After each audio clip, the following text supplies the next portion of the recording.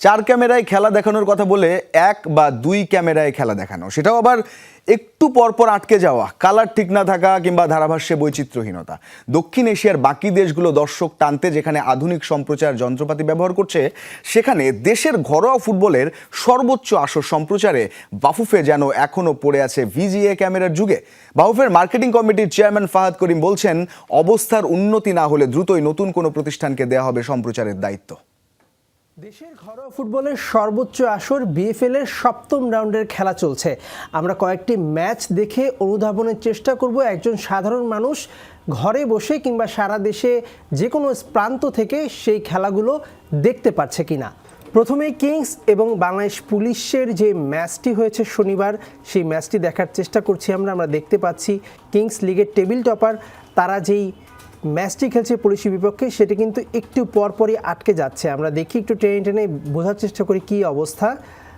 আমরা দেখতে পাচ্ছি যে ম্যাচ কিন্তু বারবার আটকে যাচ্ছে। আমরা আরেকটু টেনে দেখি, সেখানেও কিন্তু আসলে আটকে যাচ্ছে, অর্থাৎ কারিগরি ত্রুটি কিন্তু পুরো ম্যাচ জুড়েই ছিল। বাংলাদেশের মানুষ এই ম্যাচ কিন্তু কোনোভাবেই দেখতে পারেনি। 2025 সালে এসেও বাফুফের সম্প্রচার যে কার্যক্রম, সেটা কিন্তু একেবারেই নাজুক। আমরা এবার দেখার চেষ্টা করব শুক্রবার আবাহনী এবং পিডাব্লিউডি যে ম্যাচটা হয়েছিল সেটার আসলে অবস্থা কী ছিল। আমরা দেখছি যে 4 ক্যামেরায় বাফুফে খেলা দেখাবে এরকম কথা বললেও কিন্তু আমরা দেখছি এখানে 1 ক্যামেরাতে আসলে খেলা দেখানো হচ্ছে। এবং দেখুন, বল কিন্তু স্ক্রিনে নেই, কিন্তু খেলা কিন্তু ক্যামেরা এক জায়গাতেই ধরে রাখা হয়েছে এবং সেটাও কাঁপছে। এই হচ্ছে বাংলাদেশ ফুটবল লিগের সম্প্রচারের অবস্থা। আমরা যদি একটু টেনে দেখি তাহলে আসলে দেখি কী অবস্থা দাঁড়ায়।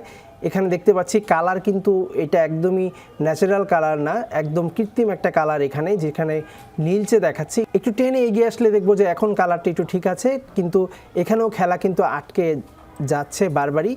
এবং খেলার যে ক্যামেরা পার্সন বলেন, ধারাভাষ্যর কোয়ালিটি বলেন, কোনো কিছুই কিন্তু আপ টু দ্য মার্ক না। দেশের ঘরোয়া ফুটবলের সর্বোচ্চ আসরের যদি হয় এই অবস্থা, একজন ফুটবল ভক্ত ঢাকার অদূরে বসে এই ম্যাচ কোনোভাবেই উপভোগ করতে পারবে না, কেননা বারবারই খেলা আটকে যাচ্ছে।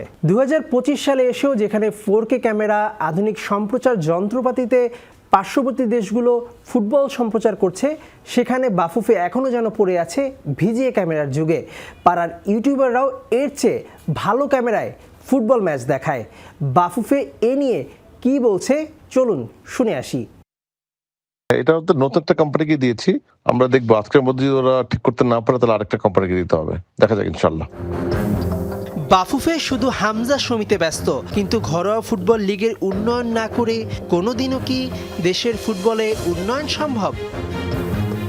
মেহেদি নাইম, যমুনা স্পোর্টস, ঢাকা।